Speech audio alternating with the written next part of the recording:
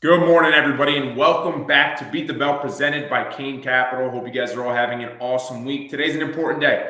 CPI, we just got the print. S&P futures up about 14 here in the pre-market. We'll talk more about that. But first, let's introduce the panel, starting with Money Mander. Money Mander, good morning. You got it. Good morning. We'll be covering that in a second on Fed forecast. Awesome. Diamond Trades. Alejandro, what's up? Big morning indeed. Let's dive right into it. All right, Ramsay Rippers.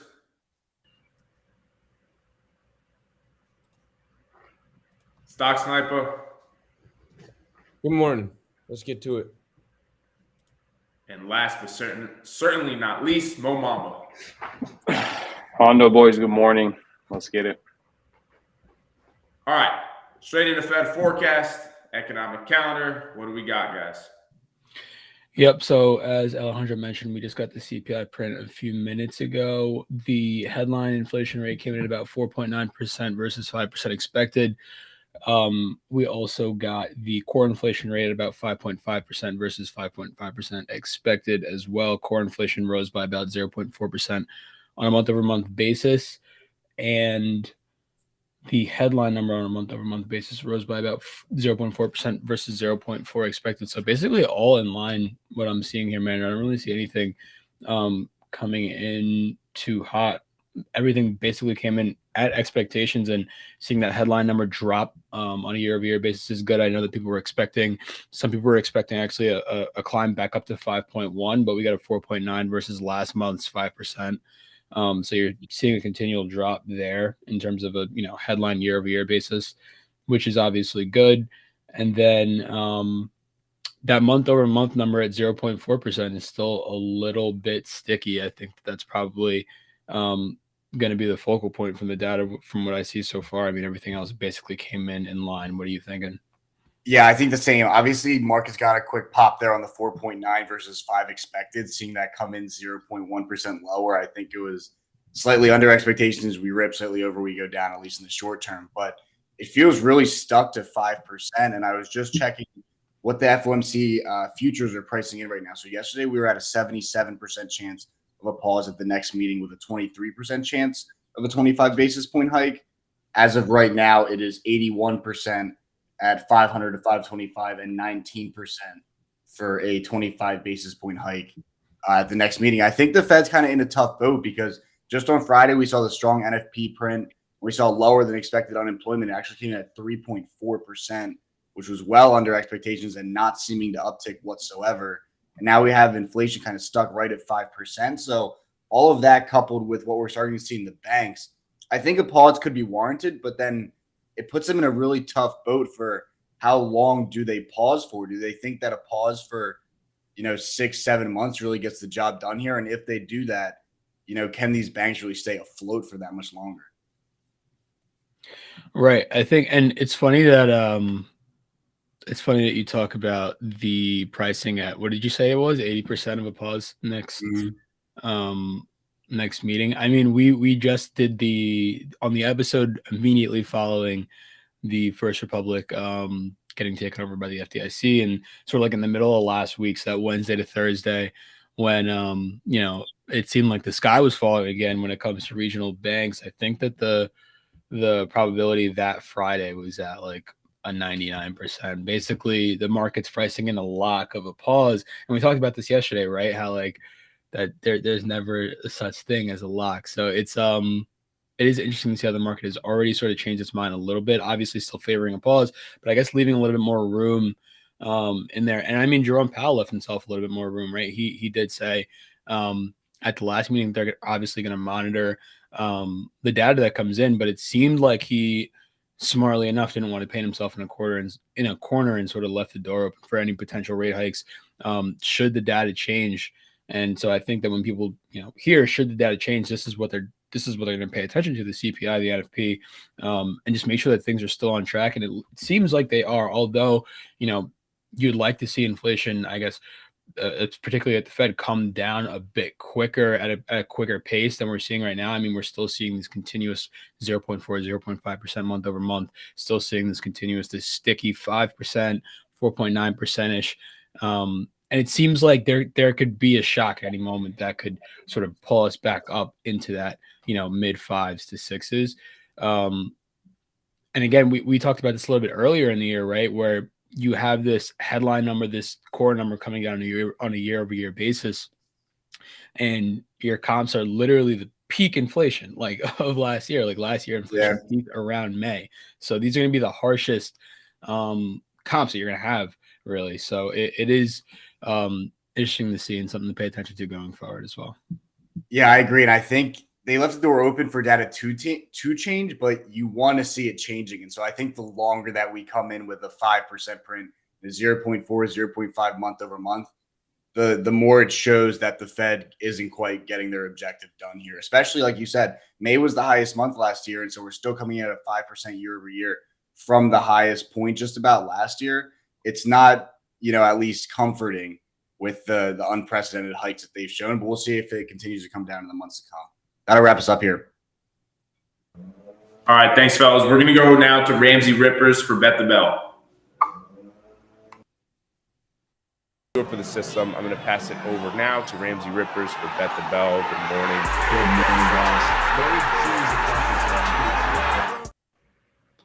All right, guys, we got a special day. Very, very, very special day. This is very reminiscent of the mid-2000s when Anderson Silva was on his run, 11, 12 straight title defenses, and the guy got knocked out to Chris Weidman and lost the title. Diamond Trades, 11 straight title defenses. We got a new king in the welterweight division. Who's Pull that? up stats.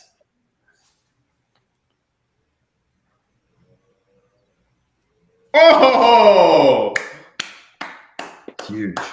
Crown the king, motherfuckers. Crown the king. Undisputed. Let's go. Congratulations.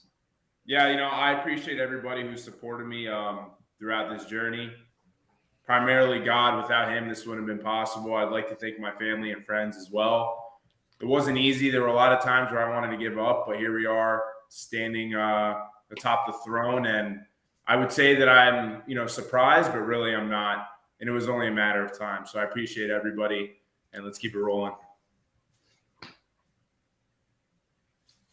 Let's do it. Let's get right into it. CPI Oh, print. really quickly before Alejandro goes, I just want to let you guys know that the deciding factor here. So Alejandro obviously must have gotten this question right on Monday, where I got the question wrong. I believe I said red and Alejandro said green. The deciding factor here, ladies and gentlemen in the audience who, really think that Alejandro's worked hard for this, was 0.06%. So that's how much we were up.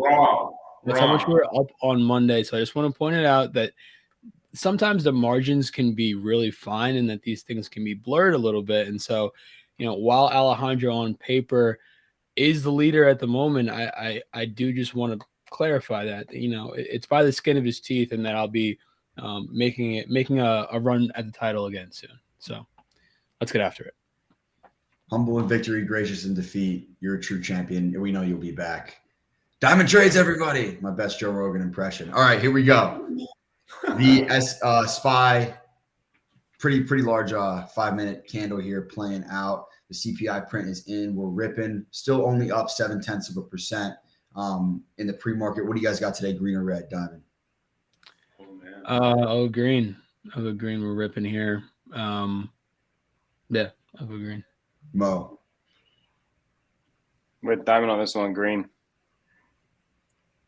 Mander. I think I read green for sure. Got it. On his read his letters. Muted, brother. Muted there, brother, but nobody Thanks. wanted to hear your pick anyway, so it's all Green right. for sure. Risk is Come fully to the on. champ. Come to the champ. Bonds getting loaded. Stocks up. We're gonna rip today. Honda. All right, I'm going green. Yeah, I got to take green. All right, beauty. Ryan pulled the tweet. Let's get it up here for these guys for question number 2. You guys buying it or not? Fact or fiction? Agree or disagree? BS or not BS? The U.S. will not default on its debt. Snipe. Can I see the tweet one more time? I think that the U.S. will not default on its debt. Gotcha. Mander. Yeah, no, they're not going to default on this. It's kind of just a Western standoff right now, but they're obviously going to raise the debt ceiling. It's more so Republicans and Democrats trying to pull what they can from each other before they agree on this one. But there's no chance they let this go beyond the debt ceiling limit. Diamond. Yeah, I'm in agreement with Mander. We've heard Jerome Powell numerous times at the last several meetings talking about how Congress should not assume that the Fed can save them in the event that they should default, and that the United States should never be in a position where it cannot pay its bills, cannot pay its debts. So yeah, it's going to be really important that they figure that out. You would hate to see something catastrophic go on in the financial system because a group of 60-year-olds couldn't agree on a couple of words. Mander, did you go? Yeah, you want me to go again? No, you're good. No worries. All right, last question of the day. I want you guys to pick a stock, pick a level. Tell me if it's over or under. Going to close over or under by the end of the week. Hold on really quick. So Matthew J, this is like the third time that he's asked, how do we trade on the debt ceiling thing? And I just sort of wanted to jump in there. I think that if you believe that we're going to default on the debt, I guess that you could bet on a U.S. default through like sovereign credit swaps, which would require you to probably do something. You would have to settle that trade in something that's not dollars, probably like euros. So that's what you would want to do. You would want to look for a brokerage where you can get involved in CDSs that ultimately settle in euros. I don't know where you would start to go about that, but or you could just short, I guess, the stock market. Theoretically, the stock market would probably take a dump on that. You don't want to quote me, but I mean, it doesn't really sound like it'd be a great thing for stocks. So that's another way that you could probably trade it. Love it. You learn something new every single day. All right, let's close it out. Pick a stock, give me a level. Tell me if it's closing over or under by the end of the week. Who wants it first? Let's go with Hondo. I'm going with what I feel is the safest bet because I feel it's one of the, if not the strongest name in the market when it comes to the large cap stocks. It's going to be Apple. And I think Apple is going to close the week over 174, that recent high. We're chugging along here. I think that we're going to clear the all-time high pretty soon as well. I like that. You're taking a bet on something out of the money. You're not playing it safe. That's what I want to see. Mander, you got something for us? Yeah, I'm looking at where I know stuff somebody will do that. I don't get a layup. Say again. Continue. Sorry. I'm gonna take a bold one here. I think Nvidia closes the week over 295. I would be kicking myself in the butt if that happens. I've been in the 295 calls twice this week. Ended up getting stopped out in the second half at entry. Mo, what do you got? Let's see. I'm going with Tesla here. End of the week. So what do we got? 3 days today, and then 2 more days. I'm gonna go with. I think we close above 170, 176. What about gap fill? You think we gap fill 180? I do think so. That's why I'm going with 176. We got a gap fill at 178, but not sure if we close above gap fill. Might have a gap fill reversal. Just depends how quick we get up there. That's why I'm just going to stay in between 176. Diamond.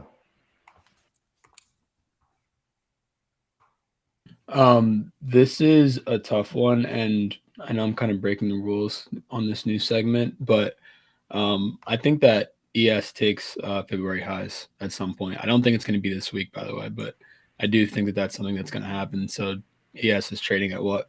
41.66. That's the S&P futures. The February highs on ES is up at 4,200. 4240. I do think that we're going to be able to get up there and snag those February highs, which, if you guys remember, after we put them in, we came on here and had a segment about whether or not that was going to be the high of the year, and it has been so far. But that's my take for today, is that I think we'll come up there and grab those. But not by the but not like this week. Not by the end of this week, but I do think it'll happen. Hondo, you got anything to say about that? Diamond not answering the question. I mean, it's nothing new. Now you're trying to now provoke stuff between the two title contenders here. So I don't want to form any bad blood. I mean, at the end of the day, Diamond and I, we do have a podcast to take care of. So I don't want to cross too many lines, but we've seen this before where he dances around questions. But yeah, I mean, look, I was caught off guard. This is a new segment that Ramsay came up with at about 8:30 in the morning. So better planning by a member of the team would probably have solved that problem. But that's another issue for another day. 7:45, basically the same thing. Snipe, close it out for us. Yeah, I'm going to make a bold prediction here. I'm going to go with SPY, and I'm going to pick over 417. I like it. Wow, so you're betting on a new high of the month, this range that we're breaking in, or that we're playing. All right, cool. Love it. All right, that's going to do it for Bet the Bell. We will pass it back to Hondo here. All right, Moe Mamba market analysis. Go ahead here and share my screen. It's massive. They were just infamous trend line right here.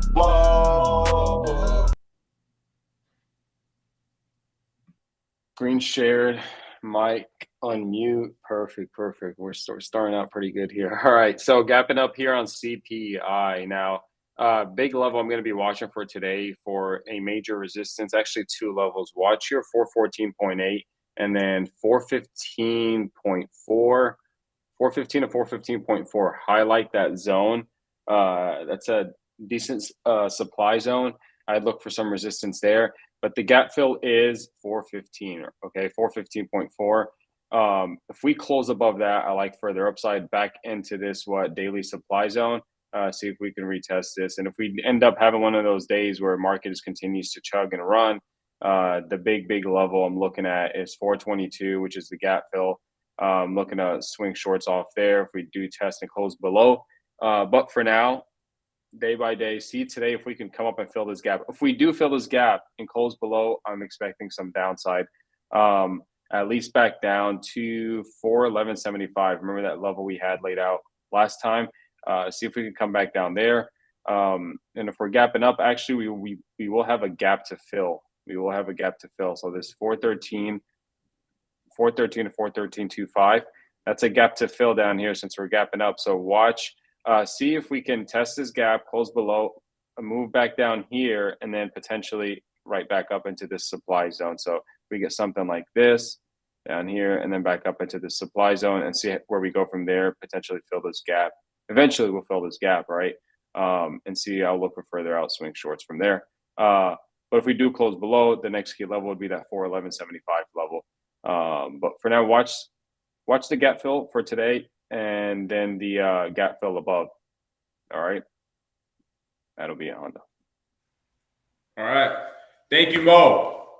Appreciate everybody who tuned in. That's going to do it for this morning's show. Hope you guys enjoyed it. We had a lot of fun. We'll be trading live all day in the Kane Capital Discord. You can go to kane-capital.com to trade with us. Trade smart, manage risk, and we'll see you guys back here on Friday morning at 8:30 a.m. Eastern Time. Have a great rest of your day, everybody.